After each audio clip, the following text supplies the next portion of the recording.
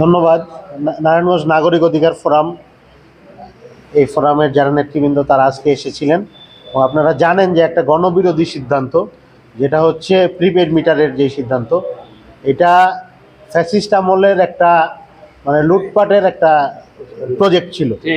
এটা তো সাধারণ মানুষকে এই হয়রানি করার কোনো মানে হয় না। আমাদের যারা ভোক্তা বিদ্যুতের, কেউ শিক্ষিত, কেউ কম শিক্ষিত, কেউ দিনমজুর, এখন প্রত্যেকের পক্ষে ওই 20 থেকে 200 ডিজিট পূরণ করে একটা একটা মিটার ফিল আপ করবে, যে মিটার আবার প্রিপেইড, আবার ইমার্জেন্সি সিচুয়েশন হইতে পারে, একটা বাচ্চা অসুস্থ থাকতে পারে, একটা মুমূর্ষু রোগী থাকতে পারে, হঠাৎ করে বিদ্যুতের লাইন চলে গেল, এই সিচুয়েশনটা হওয়া উচিত না।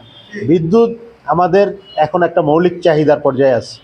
মৌলিক চাহিদার উপর রাষ্ট্র সবসময় মৌলিক চাহিদাগুলোকে ইজিয়ার করার চেষ্টা করবে, এটা রাষ্ট্রের ফরম্যাট, আমাদের সংবিধানে এটা বলা আছে।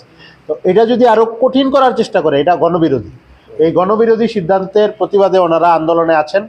ওনারা আমাকেও স্মারকলিপি দিয়েছেন এবং আমি যাতে আমার জায়গা থেকে উদ্যোগ নেই এটার কথা বলেছেন।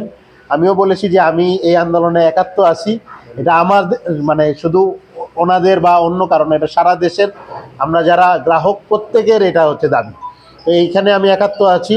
ইনশাল্লাহ যে কোনো কর্মসূচি হোক, পার্লামেন্ট হোক, মন্ত্রণালয় হোক, যত জায়গায় কথা বলা সম্ভব, কথা বলা দরকার, সব জায়গায় আমি আমার ভয়েসটা রেজ করবো ইনশাআল্লাহ।